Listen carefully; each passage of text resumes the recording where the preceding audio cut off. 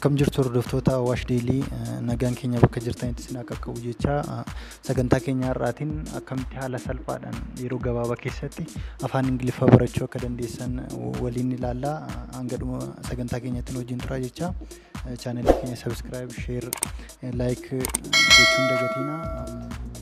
Egaa yeroo baay'ee afaan Ingiliffaa barachuuf internet irraa karaa garaa yaaltaniitu ta'a way YouTube irraa yeroo baay'ee yaalii gootaniitu ta'a.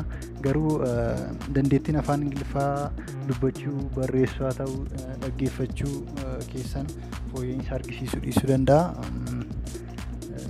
Kanaaf har'a immoo tooftaa guddaa tokkoon isinitti himaa akkamitti karaa salphaadhaan yeroo gabaabaa keessatti dandeettii afaan Ingiliffaa keessanii guddifachuu akka dandeessan waliin ilaalla jechuudha. Yeroo baay'ee afaan kamiyyuu haa ta'u, afaan Ingiliffaa haa ta'u, afaan biraa haa ta'u, afaan akka daftanii baruudhaaf tooftaan jalqabaa afaan dubbachuu yaaluudha, shaakaluudha, practice gochuudha jechuudha.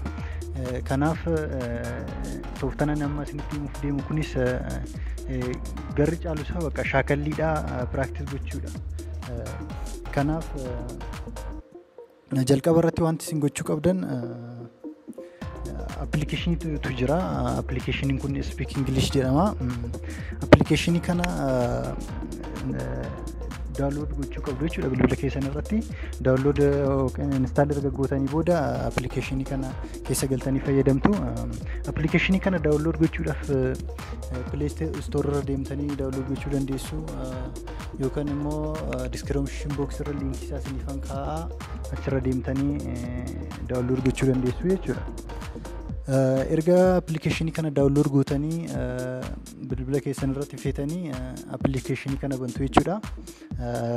Isinittiin argisiisaanis bilbila koo irra banee applicationii kana yeroo baay'ee fayyadamaan ture, namoonni hedduunis fayyadamaa jiru jechuudha.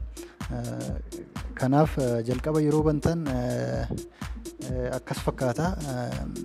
Screen isaa baay'ee bareeda. Application keessa yeroo seentanii fayyadamuudhaafis baay'ee salphaadha.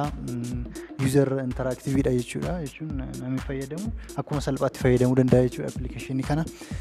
Jalqaba yeroo eegaltan online kan jettu gubbaarra kan jirtu ishee online gochuu qabdu jechuudha. Batanii sana online gochuu qabdu. San booda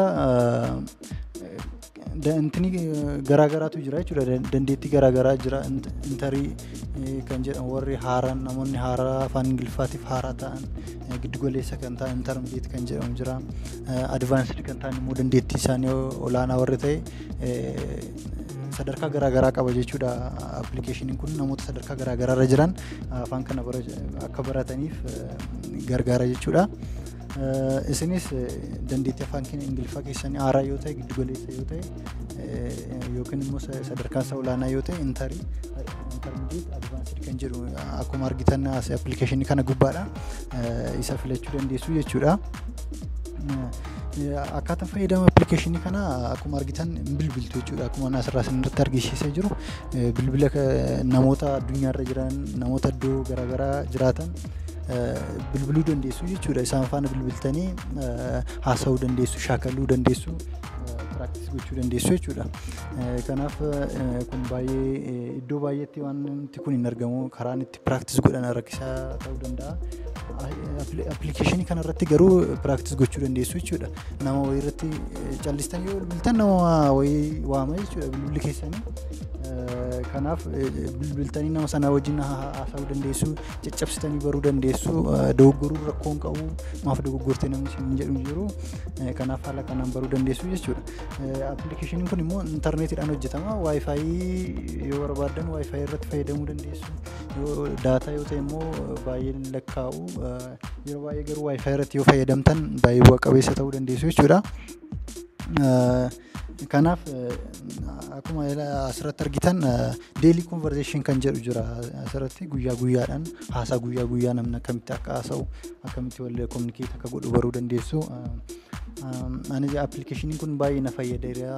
Namoonni baay'eenis rikoomandii na godhaniiru. Baay'ee jaalladheera.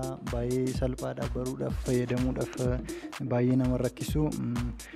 Isinis appilikeeshinii kanarraa baay'ee fayyadamtu jedhee yaada. I hope appilikeeshinii kanarraa waan guddaa dandeettii keessanitti guddisuu dandeessu jedhee yaada. Kanaaf namoota biraatiif illee namoota barachuu barbaadaniif illee sheer gochuu dandeessu, isaanitti simuu rikoomandii gochuu dandeessu jechuudha. Kanaaf haala salphaadhaan afaan Ingiliffaa keessan dandeettii afaan Ingiliffaa dubbachuu barreessuu dubbisuu keessan illee itti fooyyeffachuu dandeessu jechuudha. Kanaaf sagantaa keenya har'aa kana fakkaata.